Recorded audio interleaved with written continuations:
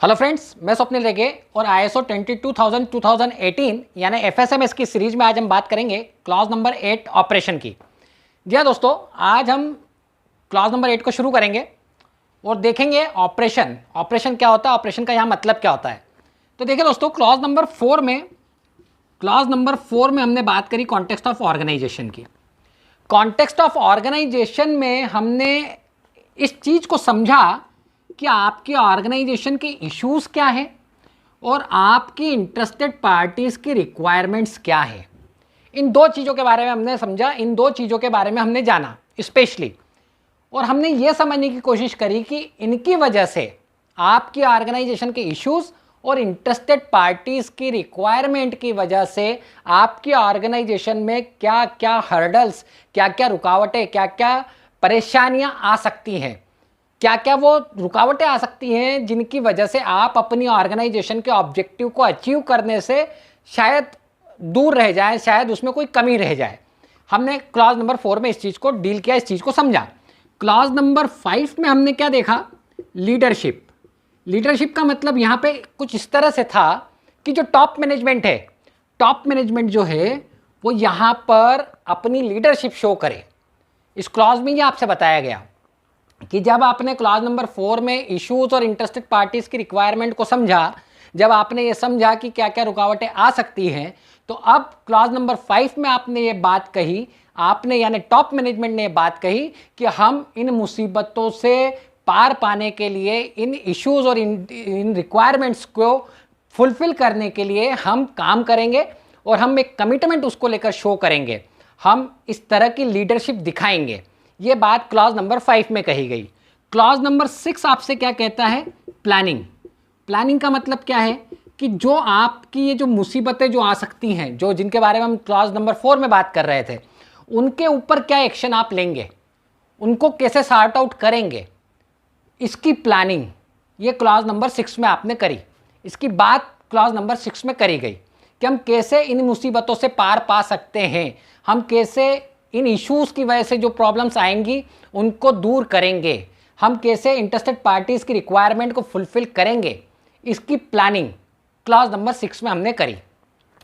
Clause number 7 में क्या बात आई कि जो कुछ भी आपने प्लान किया है उसको जब आपको इम्प्लीमेंट करना होगा, जब आपको उसे एग्जीक्यूट करना होगा, जब आप उसे प्रैक्टिकली इम्प्लीमेंट करने जाएंगे, तो आपको कुछ चीज़ों की ज़रूरत पड़ेगी, कुछ टूल्स की, कुछ साधनों की आपको ज़रूरत पड़ेगी और उन्हें आप सपोर्ट कहते हैं।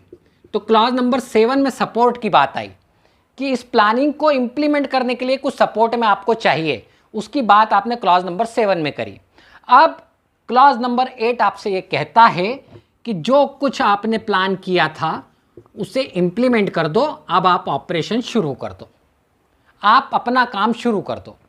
आपने इन इश्यूज, इस रिक्वायरमेंट के निदान के लिए, समाधान के लिए, इनके सॉर्ट आउट के लिए जो भी प्लानिंग करी, उसके लिए जो भी ज़रूरी साजो सामान, चीज़ें, साधन, रिसोर्सेस आपको चाहिए थे, उनको लेते हुए अब आप ऑपरेशन शुरू कर दें, अब आप इस प्लानिंग को एग्जीक्यूट करना शुरू कर दें। ये बात क्लॉज नंबर 8 में कही गई है। और इस क्लॉज नंबर 8 में सबसे पहला क्लॉज जो आता है वो आता है क्लॉज 8.1, जो कहता है operational planning and control. Operational planning and control. अब हम सबसे पहले इसी क्लॉज को समझेंगे, इसी क्लॉज को डील करेंगे। तो चलिए वीडियो शुरू करते हैं।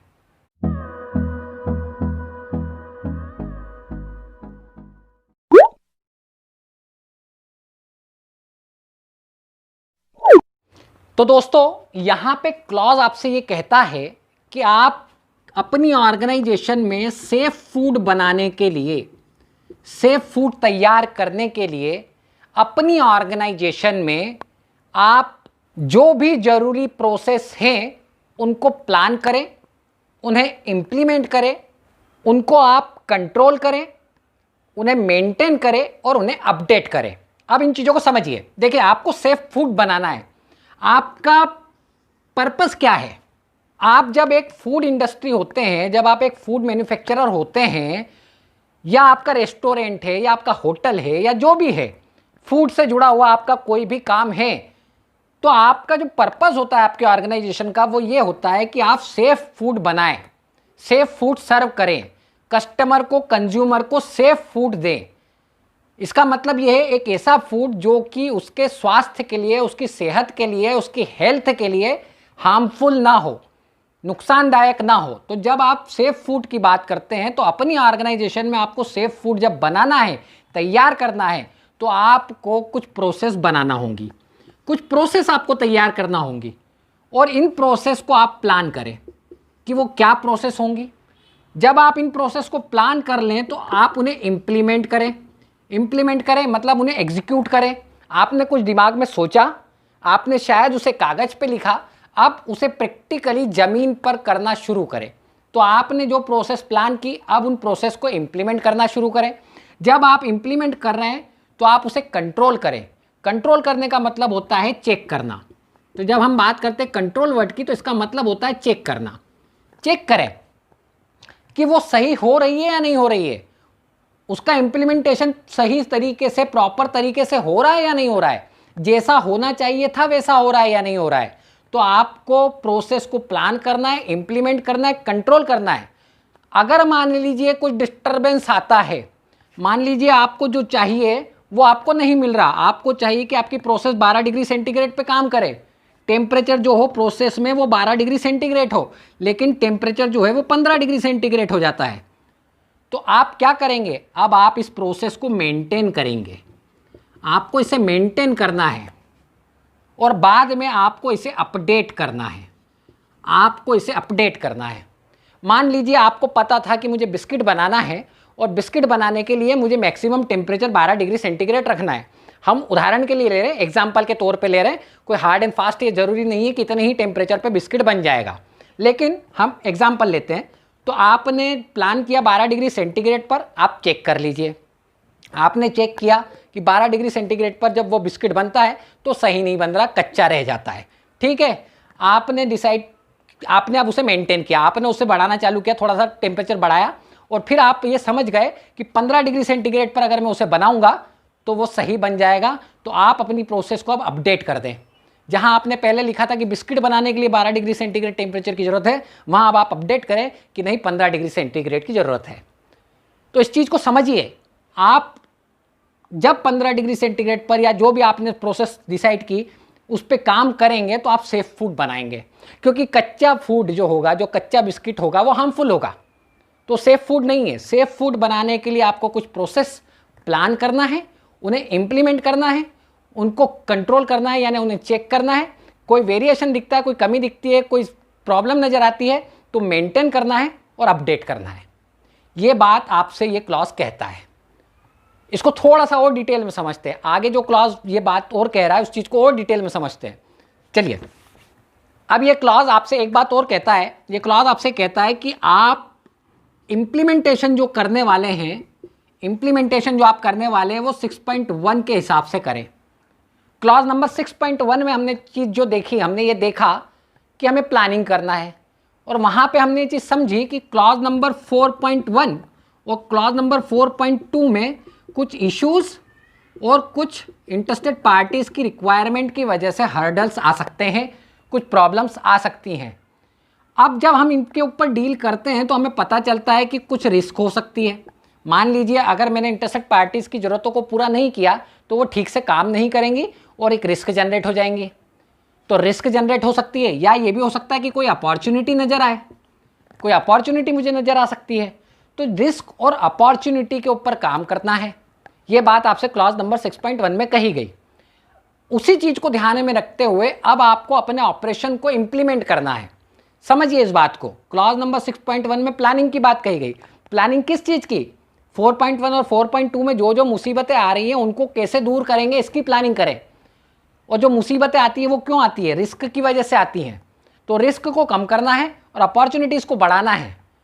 तो आपकी प्लानिंग ऐसी होनी चाहिए जिसमें आप रिस्क को कम कर दें, अपॉर्चुनिटी को बढ़ा दें। तो इसी सोच के साथ अब आपको इस प्लानिंग को इम्प्लीमेंट करना है।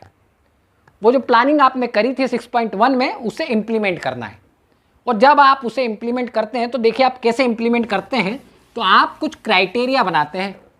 आप क्राइटेरिया बनाते हैं। क्राइटेरिया किस चीज़ का? क्राइटेरिया बनाते हैं प्रोसेस का, आप प्रोसेस का क्राइटेरिया बनाते हैं। अब मान लीजिए एक एग्जांपल लीजिए, बिस्किट का ये मैं एग्जांपल लेते हैं। आप बिस्किट बनाना चाहते हैं और आपको ये पता है कि उसमें क्रिटिकल कंट्रोल पॉइंट्स जो हैं वो है 10 डिग्री सेंटीग्रेड से लेके 12 डिग्री सेंटीग्रेड। एग्जाम्पल की बात है, ये टेम्परेचर हो गया, इसके अलावा टाइम है, मान लीजिए टाइम उसमें हमने कह दिया 15 मिनट तक आपको उसे बेक करना है। ये आपका क्रिटिकल कंट्रोल पॉइंट्स है, ठीक। इसके बीच में आपको अपनी प्रोसेस चलानी है, इससे ऊपर नहीं जाना चाहिए और इससे नीचे नहीं आना चाहिए। अब यहाँ कहने का मतलब ये है कि जब आप ये पता कर लेंगे कि इस रेंज में अगर मैं अपना प्रोडक्ट बनाऊंगा तो वो ओके बनेगा, वो अच्छा बनेगा, मतलब आपने रिस्क को कम कर दिया। जिसकी बात हम 6.2 में कर रहे थे, हम कह रहे थे इंटरेस्टेड पार्टी की रिक्वायरमेंट, तो कौन सी इंटरेस्टेड पार्टी? कंज्यूमर, जो उस बिस्किट को खाने वाला है, उसकी क्या रिक्वायरमेंट है? वो चाहता है सेफ फूड। तो सेफ फूड बनाने के लिए मुझे कुछ प्लानिंग करी मैंने क्लॉज नंबर 6.1 में। अब उसे एग्जीक्यूट कर दूं, उसे इंप्लीमेंट कर दूं, और कैसे इंप्लीमेंट करूं? प्रोसेस का क्राइटेरिया बनाकर। मुझे पता चल गया था कि मेरा कंज्यूमर सेफ फूड चाहता है, और वो सेफ फूड कैसे बनेगा? वो ऐसे बनेगा। ये वो प्रोसेस है जिसको अगर मैं फॉलो करूंगा, अगर मैं प्रोसेस में ये क्राइटेरिया फॉलो कर लूं, अगर मैं ये क्राइटेरिया 10 डिग्री सेंटीग्रेड और 12 डिग्री सेंटीग्रेड के बीच टेम्परेचर और 15 मिनट तक बिस्किट को अगर मैं बेक करूं, तो मैं सेफ फूड बनाऊंगा। और इस तरह मैं रिस्क को कम कर दूंगा, और जब मैं रिस्क को कम कर दूंगा तो जो 6.1 में मैं कह रहा था कि मैंने प्लानिंग करी है अपनी इंटरेस्टेड पार्टी कंज्यूमर की रिक्वायरमेंट को फुलफिल करने की, तो वो मैं कर रहा हूं। थोड़ी बात डिटेल में हो गई लेकिन क्लियर हो गई, मेरा ऐसा सोचना है। तो ये क्राइटेरिया आप प्रोसेस के लिए बना रहे हैं ताकि आप अपने कस्टमर की रिक्वायरमेंट को फुलफिल कर दें। तो आपको क्राइटेरिया बनाना है प्रोसेस का। इसके बाद आपको ये जब प्रोसेस परफॉर्म होगी तो आपको इसे चेक करना है, कंट्रोल करना है कि ये वैसा बन रहा है या नहीं बन रहा है। 12 डिग्री और 10 डिग्री और 12 डिग्री के बीच में मेंटेन हो रहा है या नहीं हो रहा है, आपको इसे चेक करना है। ये दो बातें इसमें आ गई। आपने प्रोसेस का क्राइटेरिया तय कर लिया, अभी हमने बात करी। अब आप उसे चेक कर लें वो वैसा हो रहा है या नहीं हो रहा है, ये आपको चेक करना है, कंट्रोल करना है। पॉइंट 2 में कंट्रोल की बात कर रहा है। तीसरे पॉइंट में ये कहता है कि आप इसका रिकॉर्ड मेंटेन करें, इसका डॉक्यूमेंटेड इन्फॉर्मेशन, DI लिखा है हमने इसे यहाँ। इसका मतलब ये है कि आप रिकॉर्ड मेंटेन करें। क्या रिकॉर्ड मेंटेन करें? कि ये प्रोसेस जो है, ये जो प्रोसेस है इसके क्राइटेरिया के हिसाब से हो रही है, मतलब 10 डिग्री से 12 डिग्री सेंटीग्रेड के बीच में मेंटेन हो रहा है, यानी CCP को आप रिकॉर्ड करें, आप CCP का रिकॉर्ड रखें। यहाँ पे ये कहने की कोशिश हुई है। CCP आपने क्यों बनाया? क्योंकि आपके कस्टमर की रिक्वायरमेंट सेफ फूड है। सेफ फूड की जब आप प्लानिंग करते हैं तो आपको समझ आ जाता है कि सेफ फूड 10 डिग्री से 12 डिग्री सेंटीग्रेड पर अगर मैं उस बिस्किट को बनाऊंगा तो अच्छा बनेगा, 15 मिनट तक मुझे उसे बेक करना है। ये क्राइटेरिया प्रोसेस का हो गया। इसको आप चेक करें, चेक करने के बाद रिकॉर्ड बनाएं। रिकॉर्ड क्यों बनाना है? ताकि यदि भविष्य में किसी तरह का कोई सवाल उठता है, कोई कंज्यूमर कह देता है कि नहीं वो बिस्किट का जो पैकेट था वो तो मैंने खाया बिस्किट और उसमें मुझे पता चला कि ये तो कच्चा है, ये सेफ़ नहीं है, ये हार्मफुल हो सकता है मेरे लिए, तो आपके पास एक एविडेंस होता है जहां आप उसे बताते हैं कि ये देखिए हमने उस दिन ये चेक किया था जिस दिन ये मैन्युफैक्चर हुआ है और ये इस बेच का प्रोडक्ट है और CCP हम मेंटेन कर रहे हैं।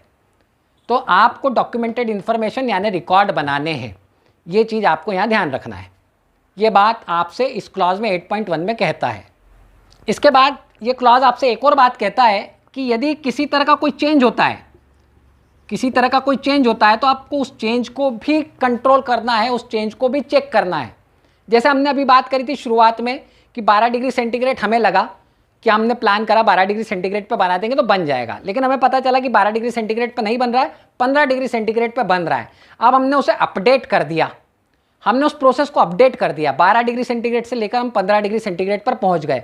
अब चेंज हो गया, प्रोसेस में चेंज हो गया, प्रोसेस के क्राइटेरिया में चेंज हो गया, 12 डिग्री से 15 डिग्री सेंटीग्रेड हो गया।